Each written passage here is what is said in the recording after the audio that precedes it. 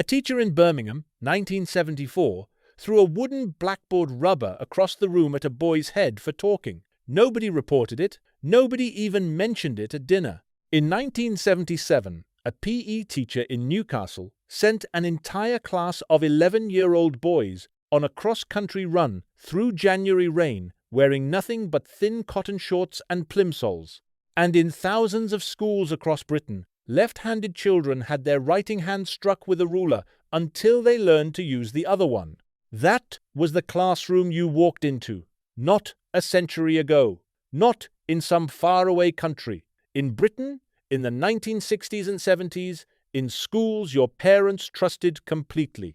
These are the things British teachers did that would end a career today, and every one of them felt completely normal at the time. If you grew up in this era, you already know what is coming. And if this channel is new to you, subscribe now and stay for the whole list. Leave a comment telling me which of these you remember, because every school has its own version, and yours deserves to be heard. You knew exactly which teachers had good aim. The blackboard rubber was a block of wood backed with felt, designed to wipe chalk from a board. But in classrooms across Britain it served a second purpose entirely. If you were talking, if you were daydreaming, if your eyes drifted to the window for a second too long, that rubber could come at you from 20 feet away. It hit desks and shattered chalk dust into the air. It hit walls with a crack that silenced the room. And sometimes it hits you, right on the side of the head. The teacher barely paused. The lesson continued. Nobody went home and told their parents because telling them only raised the question of what you had done to deserve it. A 2023 survey by the National Education Union found that 94% of teachers said they would face immediate disciplinary action for any physical contact with a pupil. In 1972, that blackboard rubber was just another part of the furniture. You could smell the staff room before you could see it. If you ever walked past that door when it swung open, the wall of cigarette smoke hit you before anything else. Through the glass panel, you could just about make out shapes. Teachers sitting in low chairs, coffee cups and ashtrays on every surface, the ceiling stained a dull nicotine yellow. They came back into class, and the smell came with them. It clung to their jackets, their sleeves, their hands when they leaned over your desk.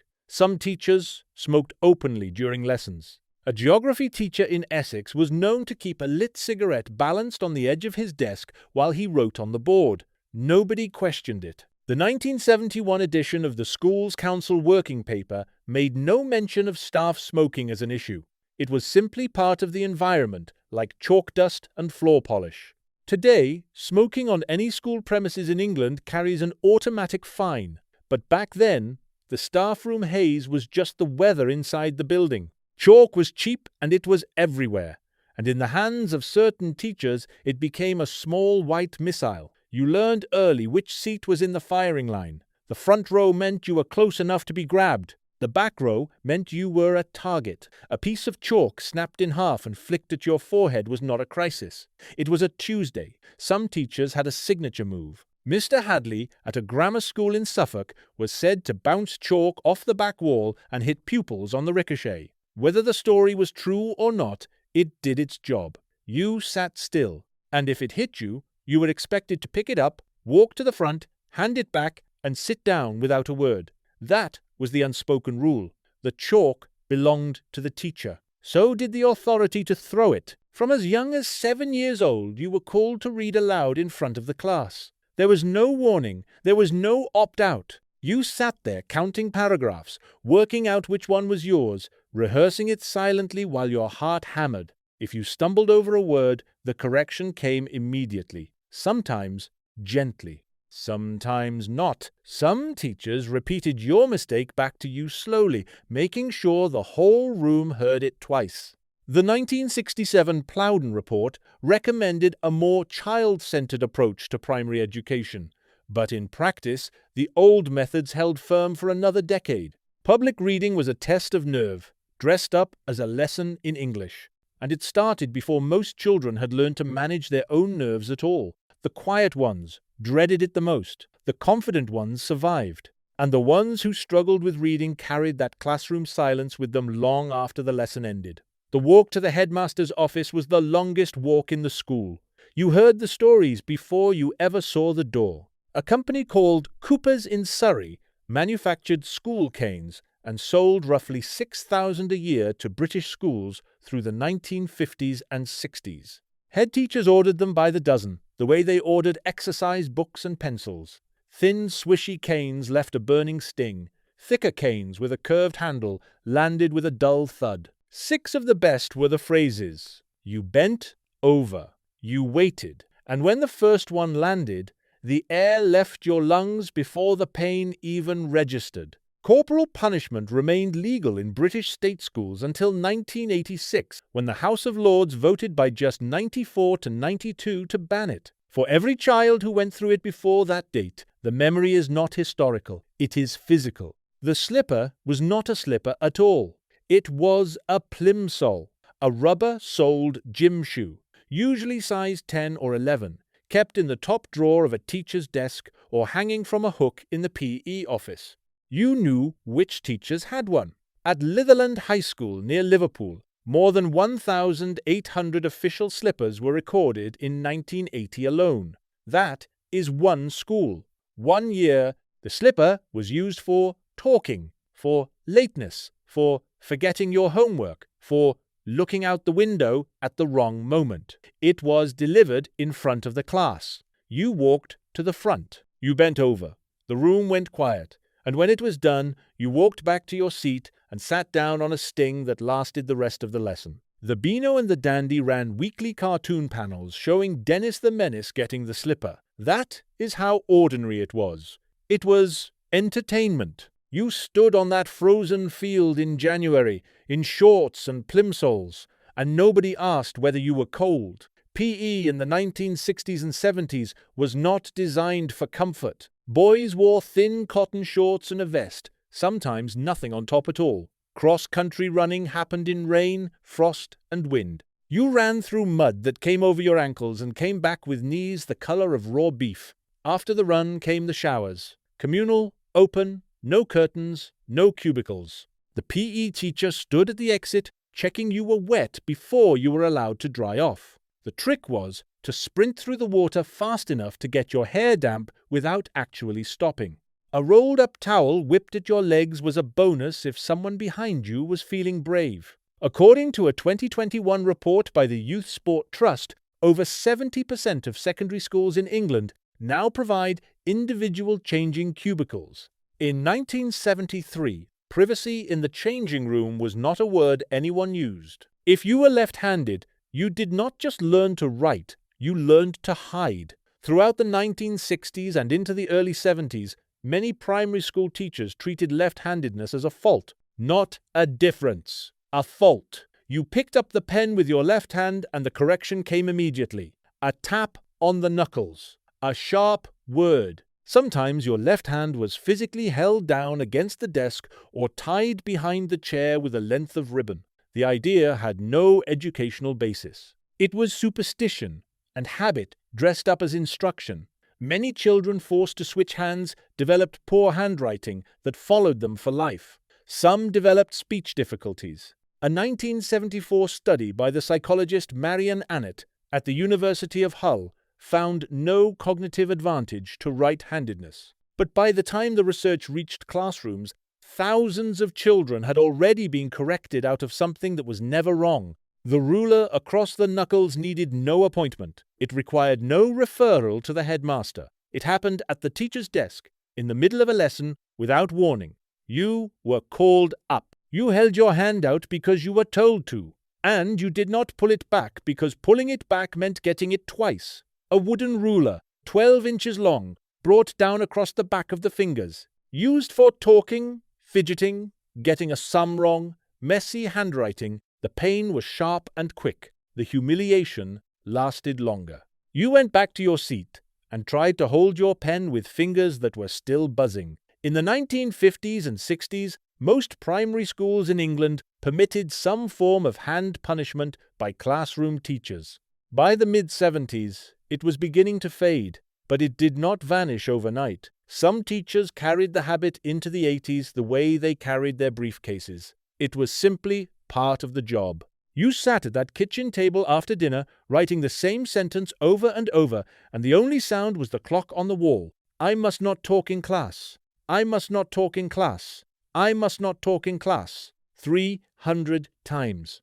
Sometimes 500. The exercise book filled up one line at a time. Some children tied rubber bands around 3 or 4 pens and wrote multiple lines at once, a small act of rebellion disguised as efficiency. If the teacher spotted inconsistent handwriting, you started again. The punishment consumed entire evenings. It was designed to be tedious, because tedium was the point. Lines were still common in British schools, well into the 1980s. They required no physical contact, left no marks, and could be assigned for almost anything. That made them popular with the kind of teacher who preferred paperwork to confrontation. You watched someone stand in the corner, and you made sure it was never going to be you. The dunce's cap, a cone of paper with the word dunce written across it, was fading by the late 1960s, but standing in the corner persisted well into the 70s, sometimes facing the wall,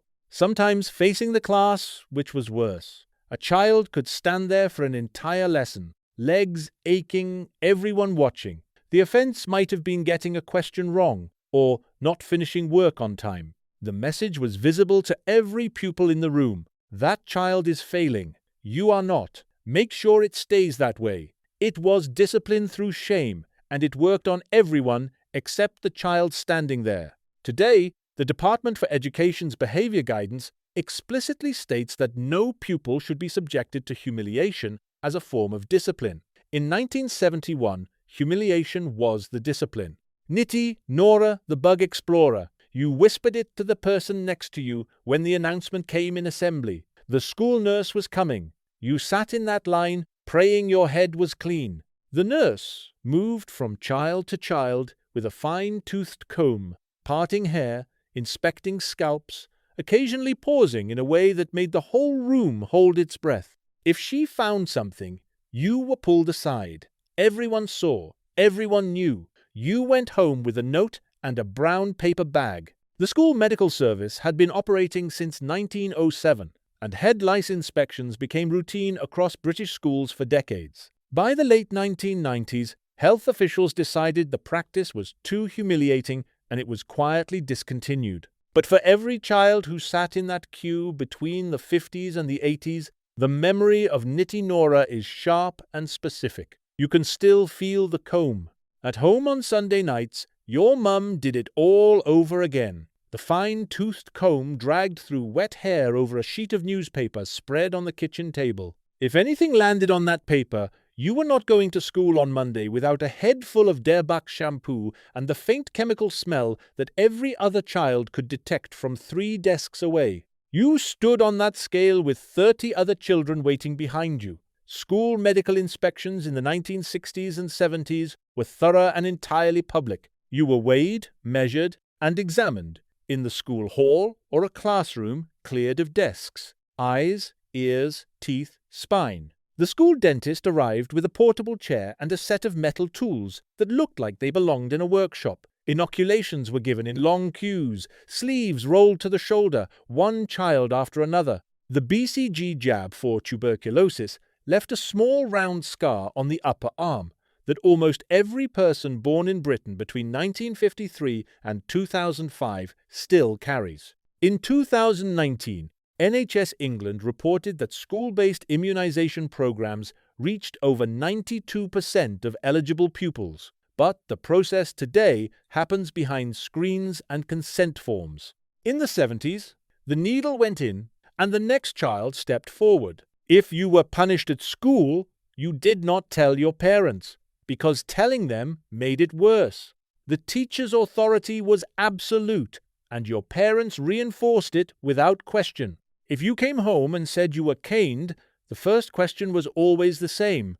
What did you do? Not, how dare they? Now I will speak to the headmaster. What did you do? The school's authority and the home's authority ran in the same direction. and the child stood at the point where both of them met. A 1975 survey published in New Society magazine found that over 60% of parents in England supported the use of corporal punishment in schools. That number did not fall below 50% until 1982. The teacher was not just an employee. The teacher was an extension of the family. Some teachers loved the job. You could see it in everything they did. The patience, the warmth, the way they made a dull Wednesday afternoon feel like something worth showing up for. Mrs. Arkwright, who read Dodie Smith's The 101 Dalmatians to the whole class every Friday afternoon. Mr. Jennings, who turned history into a story you could not stop listening to. Those teachers are the reason some of you are watching this now. But you also knew the other kind. The teacher who did not smile. The teacher who used sarcasm the way others used chalk, throwing it at whoever was closest. The teacher who clearly did not want to be in that room and made sure everyone else paid for it. There was no mechanism for reporting them. No parent helpline. No inspection framework. Ofsted did not exist until 1992. A cruel or incompetent teacher could remain in the same school for 30 years, and the only people who knew were the children sitting in front of them. You adapted. You learned their moods. You learned which days were safe and which were not. You learned to read an adult's face before they opened their mouth. That was not in the curriculum. But it might have been the most important thing school ever taught you. You walked into that classroom every morning. You sat down, you did what was expected. And when the bell rang, you went home and said nothing. That was just school. Not all of it was wrong, not all of it was right, but it was real. The classroom of the 1960s and 70s was not built around the child. It was built around order, obedience, and the assumption that the world outside was harder than anything a teacher could throw at you. Whether that was true depends on who you ask. But the fact that it happened, all of it, every blackboard rubber and every frozen PE field and every line written 500 times in a quiet kitchen is worth remembering. Because the children who lived through it are still here, and they have not forgotten a single thing. If this brought something back, subscribe to Older Memories for more stories like this. And if your teacher did something I have not mentioned here, tell me in the comments. Because these memories belong to a generation, and they deserve to be kept alive.